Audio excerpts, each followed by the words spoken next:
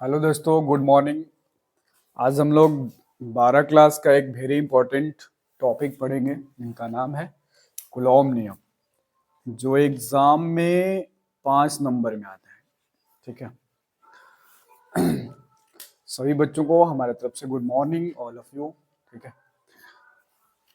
आपका science study centre YouTube channel में स्वागत है। चलिए पढ़ते हैं हम लोग अगला टॉपिक, कूलॉम नियम। ठीक है। सबसे पहले समझते हैं ये नियम कहता क्या है। कूलॉम एक वैज्ञानिक का नाम है। ठीक है। ये जो वैज्ञानिक है फ्रांसीसी वैज्ञानिक है। ठीक है। इनका नाम है चार्ल्स ऑगस्टिन। ठीक है। कूलॉम, इनका पूरा नाम है चार्ल्स ऑगस्टिन कूलॉम। इन्होंने एक नियम दिया। किसके लिए नियम दिया? आवेशों के लिए। किसके लिए? आवेशों के लिए। ठीक है। उन्होंने दो आवेशों के बीच लगने वाले बल के बारे में बताया। ठीक है। इसके सापेक्ष एक गुण को क्या किया? प्रदान किया। तो यदि आपसे पूछा जाए सिंपल भाषा में कि कूलॉम नियम किसे कहते हैं, तो हम लोग बता सकते हैं फ्रांसीसी वैज्ञानिक चार्ल्स ऑगस्टिन कूलॉम के द्वारा प्रदान किया गया दो आवेशों के बीच, कितने आवेशों के बीच? दो आवेशों के बीच लगने वाले बल को जिस बीजीय व्यंजक द्वारा या जिस नियम द्वारा बताते हैं, लिखते हैं, पढ़ते हैं, उसको क्या कहते हैं? कूलॉम नियम कहते हैं। क्या कहते हैं? कूलॉम नियम। ठीक है। कूलॉम जो नियम है ये दो आवेशों के बीच लगता है। कितने आवेशों के बीच? दो आवेशों के बीच। ठीक है। दो आवेशों के बीच, दो आवेशों के बीच। ठीक है। जैसे आप यहां देख सकते हैं, चलो Q1 Q2 दो आवेश हैं। Q1 और Q2 क्या है? दो आवेश हैं। ठीक है। इनके बीच का जो डिस्टेंस है वो R है। क्या है? R है। कूलॉम नियम बताता है, पहला हमें बताता है, इसका पहला कथन हमें बताता है कि जो दो आवेश हैं Q1 और Q2, Q1 और Q2, ठीक है, इनके बीच जो बल है वो F directly proportional to Q1 और Q2, F directly proportional to Q1 Q2। इसको हम बोल सकते हैं कूलॉम बल दो आवेशों के गुणनफल, दो आवेशों के गुणनफल के समानुपाती होता है। ये एक प्रकार का बल है जो दो आवेशों के बीच क्या हो रहा है? लग रहा है। हालांकि ध्यान रखिए यहां दो आवेशों की बात की जाएगी तो कैसी आवेशों की बात की जाएगी? बिंदु आवेशों की। किसकी बात की जाएगी? बिंदु आवेश। हमने पिछले क्लास में बताया कि बिंदु आवेश क्या है? बिंदु आवेश छोटी सी मात्रा है, छोटा सा आवेश है। ठीक है। जब बड़ी मात्रा होगा आवेश का या उसका मान ज्यादा होगा तब हम बिंदु आवेश नहीं करके उसको क्या कहेंगे? स्रोत आवेश कहेंगे। क्या कहेंगे? स्रोत आवेश कहेंगे। ठीक है। या फिर आप बड़ा आवेश भी कह सकते हैं, जिसको हम लोग बड़ा Q से सूचित करते हैं और बिंदु आवेश को छोटा वाला Q से सूचित करते हैं। ठीक है। तो पहला जो फ्रांसीसी चार्ल्स ऑगस्टिन जो कूलॉम थे, उन्होंने दो आवेशों के बीच बताया कि दो आवेश के बीच जो बल लगेंगे वे Q1 और Q2 मतलब दो आवेशों के गुणनफल के क्या होंगे? समानुपाती होंगे। क्या होंगे? समानुपाती होंगे। दूसरा उन्होंने बताया दो आवेशों के बीच, दो आवेशों के बीच की जो दूरी है, जिसे हम यहां किससे सूचित कर रहे हैं? R से सूचित कर रहे हैं। किससे कर रहे हैं? R से सूचित कर रहे हैं। ठीक है। दो आवेशों के बीच की दूरी R का वर्ग कूलॉम बल के, किसके? कूलॉम बल के समानुपाती नहीं, व्युत्क्रमानुपाती होता है। क्या होता है? व्युत्क्रमानुपाती होता है। इसको इनवर्स भी बोलते हैं। क्या बोलते हैं? इनवर्स। ठीक है, एफ जो है दो आवेशों के बीच की दूरी r के वर्ग के व्युत्क्रमानुपाती होता है। ठीक है, अगर हम इसको समीकरण 1 मानते हैं और इसको क्या मानते हैं, समीकरण 2 मानते हैं। ठीक है, तो समीकरण 1 और 2 से, समीकरण यहां लिखते हैं, समीकरण 1 और 2 से। ठीक है, समीकरण 1 और 2 से क्या लिख सकते हैं, लिख सकते हैं F1 जो है वो डायरेक्टली प्रोपोर्शनल टू है Q1 Q2 बटा R का स्क्वायर। ठीक है, R का स्क्वायर। ठीक है, इधर देखिए, अब हम लिख सकते हैं F equal to K Q1 Q2 बटा R का स्क्वायर। ठीक है, F बराबर K Q1 Q2 बटा R का स्क्वायर। यहां जहां K क्या है, K एक प्रकार का नियतांक है। क्या है, नियतांक है। जहां K एक नियतांक है, नियतांक है मतलब इसका मान हर जगह क्या होगा, नियत होगा। ठीक है, K का मान होता है 1/4 पाई एप्सिलॉन नॉट।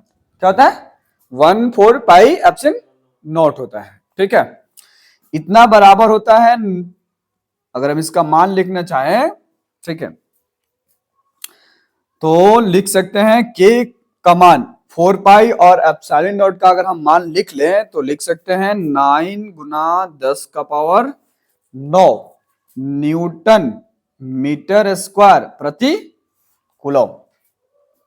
क्यों लिख सकते हैं, जैसे K का मान अगर हम निकालना चाहें यहां से, तो देखो यहां से इसको अगर हम समीकरण क्या मान लें, 3, ये आपका कूलम नियम है। ठीक है, इसको अगर हम 3 मान लें तो यहां से हम K बराबर लिख सकते हैं F R का स्क्वायर Q1 और Q2। तो F क्या है, बल है ना, एक प्रकार का क्या है, बल है, और बल का SI मात्रक क्या होता है, न्यूटन। R क्या है, डिस्टेंस, डिस्टेंस का SI मात्रक क्या होता है, मीटर। तो यहाँ स्क्वायर है तो यहाँ मीटर स्क्वायर हो गया।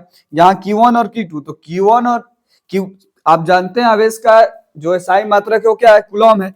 कूलम और कूलम गुना करोगे तो क्या होगा, कूलम का स्क्वायर। इस प्रकार K का मान आ गया F R का स्क्वायर Q1 और Q2 बराबर N M का स्क्वायर बाई कूलम का स्क्वायर या C स्क्वायर। ठीक है, आप कह सकते हैं। ठीक है, आगे देखिए, ये एग्जाम की व्यू से वेरी इंपॉर्टेंट है, क्योंकि एग्जाम में कूलम नियम आते हैं। दो आवेशों के बीच लगने वाले बल का व्यंजक निकालिए, तो आपको इतना लिखना पड़ेगा।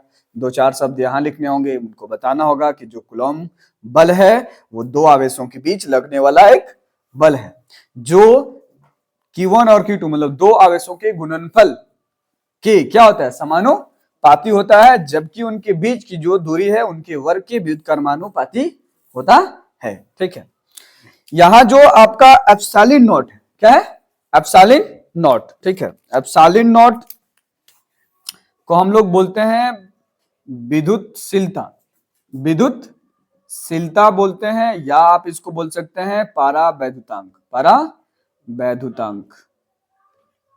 ठीक है, इसका दो नाम है। एप्सिलॉन नॉट का मान होता है, आपको याद रखना है, ये भी आपको ऑब्जेक्टिव में पूछा जाएगा। ठीक है, एप्सिलॉन नॉट बराबर होता है 8.854 गुना, अब 85 भी बोल सकते हैं। ठीक है, या एक और भी बढ़ा लिए, गुना 10 का पावर कितना, -12, कितना, -12। यहां अपोजिट होगा कूलम का स्क्वायर, कूलम का स्क्वायर न्यूटन इनवर्स।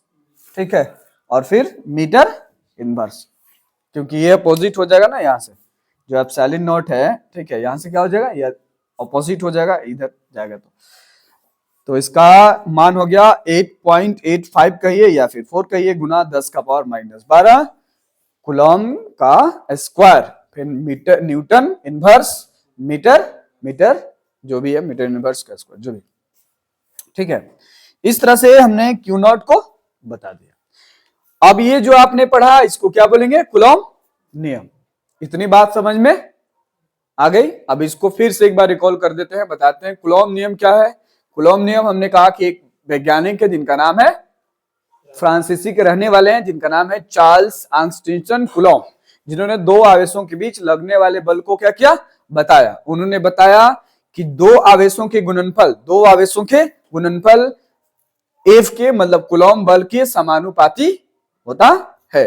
जबकि उन्होंने बताया कि दो आवेशों के बीच जो दूरी है आर है, जो यहां दिखाया गया आर है, उसका वर्ग के व्युत्क्रमानुपाती होता है। समीकरण 1 और समीकरण 2 से एफ बराबर बोल सकते हैं Q1 Q2 बटा आर का स्क्वायर। ठीक है, एफ बराबर के Q1 Q2 बटा आर का स्क्वायर। समीकरण 3 जहां के एक नियतांक है के बराबर 1 बटा 4 पाई एप्सिलॉन नॉट, जिसका मान होता है 9 गुना 10 का power 9 newton metre square Coulomb.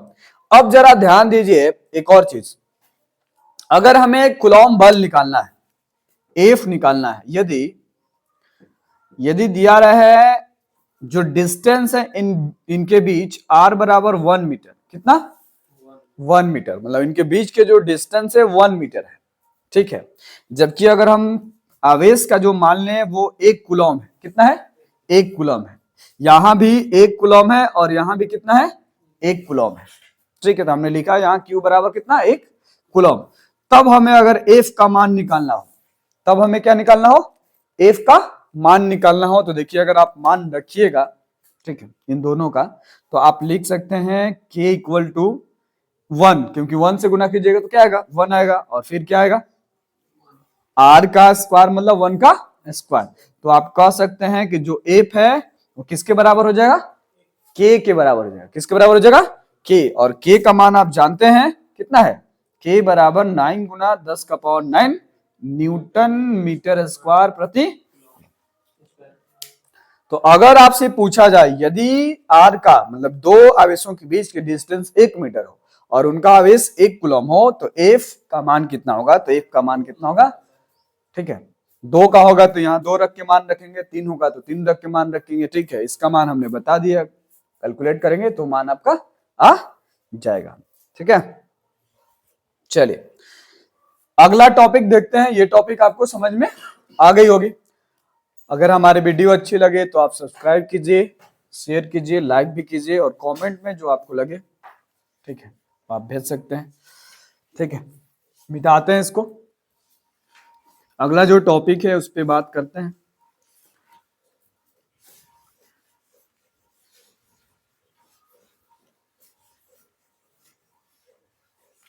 ये कूलॉम नियम था जो एग्जाम में कितने नंबर में, 5 नंबर में, या फिर ऑब्जेक्टिव में आपसे पूछे जा सकते हैं।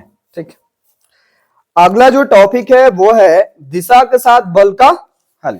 ठीक है, जैसे अभी दिशा के साथ बल का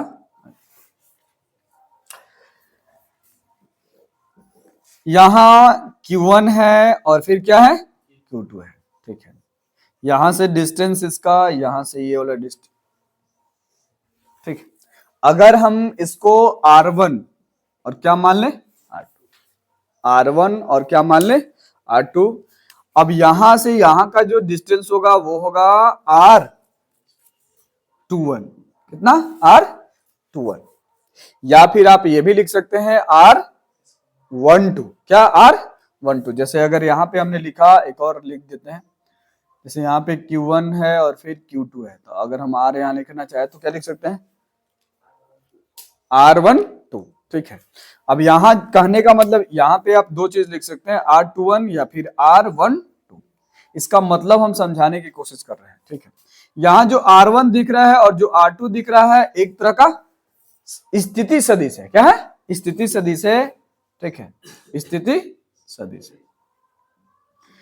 इस सदिश के हम लोग जानते हैं कि जो बल है वो कैसा है, कौन सी राशि है, सदिश राशि। कैसी राशि है, सदिश राशि, इसीलिए ही हमने डायरेक्शन की बात की है। अब आपसे पूछेगा या फिर दिया रहेगा F1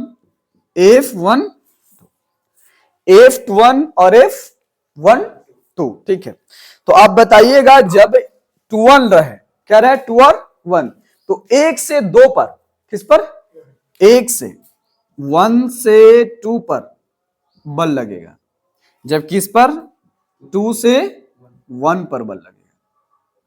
जैसे यहाँ दो आवेश है ना, Q1 और Q2, ठीक है।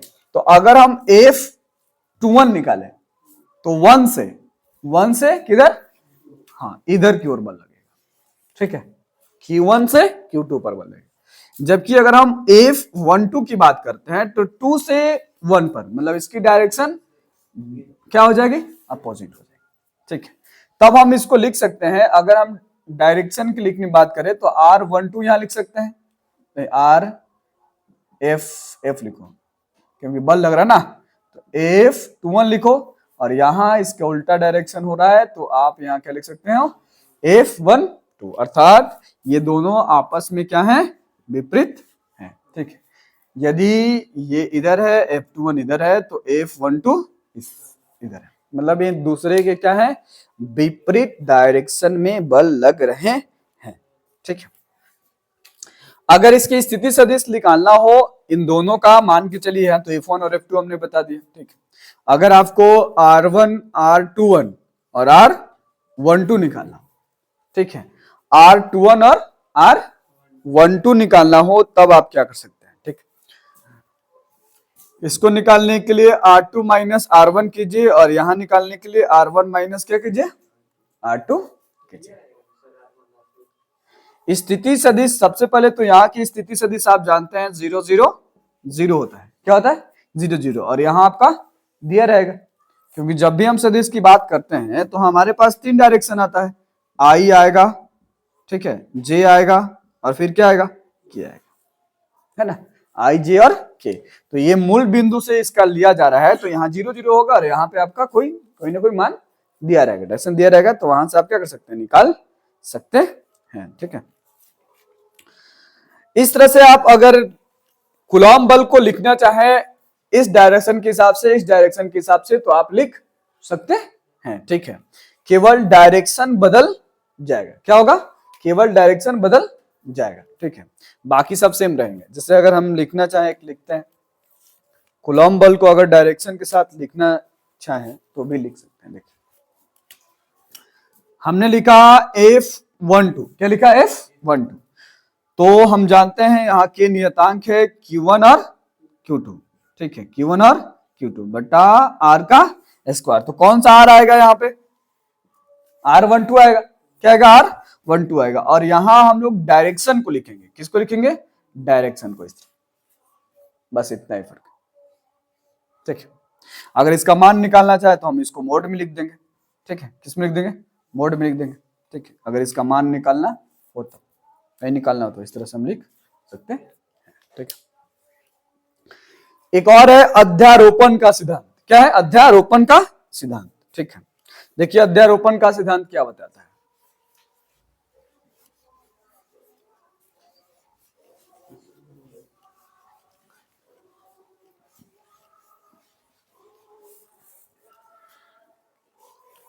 यह एक तरह का सिद्धांत है, ठीक है, अध्यारोपण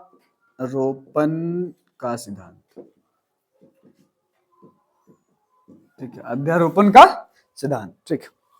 जैसे अब यहां थोड़ा फिगर देखिए, यहां दो आवेश है, एक आवेश जो है वो स्रोत आवेश है, Q है, और यहां एक आवेश जो है वो क्या है, बिंदु आवेश है, क्या है, बिंदु आवेश है। अब इसको अगर हम Q1 मान लेते हैं, इधर एक है, इसको हम Q2 मान लेते हैं, इधर हम जो है क्या मान लेते हैं, इसको Q3 मान लेते हैं, ठीक है। ये सारे जो है वो Q2 पर, या अगर हम इसको Q1 Q2 और Q3 मानते हैं तो छोटा वाला इसको Q0 मान लो, क्या मान लो, Q0। तो Q0 पर क्या कर रहे हैं, बल लगा रहे हैं, क्या लगा रहे हैं, बल। अगर इसके द्वारा बल लग रहा है तो हम इसको F1 कहेंगे, ठीक है। इसके द्वारा अगर बल लगता है तो हम इसको F2 कहेंगे, इसके द्वारा अगर बल लगता है तो हम इसको क्या कहेंगे, F3 कहेंगे, ठीक है। अब देखिए एक आवेश Q0 पर, एक आवेश Q0 पर Q1 के द्वारा बल लगा, फिर किसके द्वारा लगा, Q2 पर बल लगा, और फिर क्या लगा, Q3 पर लगा। तब हम इसका एक साथ, जिस सिद्धांत के द्वारा इन सभी आवेशों का बल एक साथ निकालेंगे, क्या निकालेंगे, एक साथ निकालेंगे, तब हम उस सिद्धांत को क्या कहेंगे, अध्यारोपण का सिद्धांत कहते हैं, ठीक है। अध्यारोपण का सिद्धांत हमें बताता है कि अगर आप एफ कुल निकालते हैं, क्या निकालते हैं, एफ कुल निकालते हैं, एफ टोटल निकालते हैं, ठीक है, तब आप F1 को, F2 को और F3 को plus dot dot dot F1 तक क्या कर सकते हैं, जोड़ सकते हैं। अगर हम कथनों की बात करें, ठीक है, अध्यारोपण का सिद्धांत हम किसे कहते हैं, तो किसी आवेश पर कई अन्य आवेशों के कारण, किसी आवेश पर, कौन सा आवेश यहां है, क्यू नॉट, ठीक है, किसी आवेश पर कई अन्य आवेशों के कारण बल आवेश लगे, उन सभी बलों के सदिश योग को, किसको, सदिश योग जो होगा इनके बीच, जो, क्योंकि आप जानते हैं बल एक कैसी राशि है, सदिश राशि है, तो इनके बीच कौन सा योग होगा, सदिश योग होगा, ठीक है। सदिश योगों को जिस सिद्धांत के द्वारा बताते हैं उस सिद्धांत को क्या कहते हैं, अध्यारोपण का सिद्धांत कहा जाता है। अब देखो यहां पे अगर हम एफ टोटल लिखना चाहें तो हम इसको लिखेंगे 1/4 पाई एप्सिलॉन नॉट, क्योंकि आप जानते हैं कि का मान होता है, फिर यहाँ के लिखेंगे Q1 बड़ा वाला Q और छोटा वाला Q, है ना, क्योंकि इसके द्वारा लग रहा है, फिर हम लिखेंगे क्या, यहाँ Q नॉट लिखिए, Q नॉट, Q1 और R कहां से कहां लग रहा है, तो भाई 1 से क्यों नहीं, 1 से Q नॉट यहाँ पे, या फिर Q नॉट ऐसे, फिर प्लस आप लिख सकते हैं 1/4 पाई एप्सिलॉन नॉट, फिर आप लिख सकते हैं Q नॉट, फिर यहाँ क्या लिखेंगे Q2, क्योंकि इसके द्वारा लगा, तो फिर हम यहाँ लिखेंगे R Q नॉट और फिर क्या 2, फिर इस तरह से आप लिख सकते हैं डॉट डॉट। अब इनमें से अगर आप कॉमन लेना चाहें तो आप लिख सकते हैं F total equal to 1/4 pi epsilon naught, क्योंकि सब में है। दूसरा आप कॉमन क्या ले सकते हैं, Q नॉट कॉमन ले सकते हैं, क्योंकि Q नॉट जो है वो सब में है, ठीक है। बाकी आप कॉमन नहीं ले सकते, क्योंकि यहां से यहाँ का डिस्टेंस, यहाँ का डिस्टेंस बराबर नहीं है, ऐसा नहीं कहा जा रहा कि सबके डिस्टेंस बराबर है, अलग अलग है। तो आप Q1 बटा R नॉट 1 लिखिए, Q2 बटा R नॉट 2 लिखिए, फिर आप Q3 बटा R नॉट 3 लिखिए, प्लस डॉट डॉट डॉट आप Q इन और यहाँ R नॉट इन क्या कर सकते हैं, लिख सकते हैं। ये आपका अध्यारोपण के सिद्धांत को क्या कर रहा है, बता रहा है, ठीक है। इस तरह से आज हमने कितने टॉपिक को पढ़ा, 3 टॉपिक को पढ़ा, ठीक है। कितने पढ़ा, 3 टॉपिक को पढ़ा। सबसे पहले हमने टॉपिक को पढ़ा, वो वेरी इंपॉर्टेंट था, जिसका नाम था कूलॉम नियम। कूलॉम नियम 2 आवेशों के बीच लगने वाले बल को बताता है। 2 आवेशों के बीच लगने वाले बल को आवेश बल भी कहते हैं, लेकिन जिस वैज्ञानिक ने खोज किया उसके सम्मान में कूलॉम बल कहा जाता है, ठीक है। आगे कूलॉम बल का अगर आपसे पूछे साई मात्रक तो आप बता सकते हैं, ठीक है। कूलॉम बल का अगर साई मात्रक आप जानते हैं न्यूटन होता है। फिर हमने दूसरा पढ़ा, बल की दिशा में लगने वाला 2 आवेश या 2 से अधिक आवेश अगर अलग अलग डायरेक्शन में लगे, ठीक है, या फिर 1 से 2 में लगे और 2 से 1 में लगे, ठीक है, तब हमने पढ़ा बल। फिर हमने अध्यारोपण का सिद्धांत पढ़ा, ठीक है। तो हम लोग नेक्स्ट क्लास में, नेक्स्ट वीडियो में अगला टॉपिक लेसन 1 का बताया जाएगा, ठीक है, पढ़ाया जाएगा। तब तक के लिए आप खुश रहिए, पढ़ते रहिए, और हमारी वीडियो अच्छी लगे तो आप सब्सक्राइब, लाइक और शेयर जरूर कीजिए, ठीक है। बाय बाय, मिलते हैं फिर नेक्स्ट क्लास में।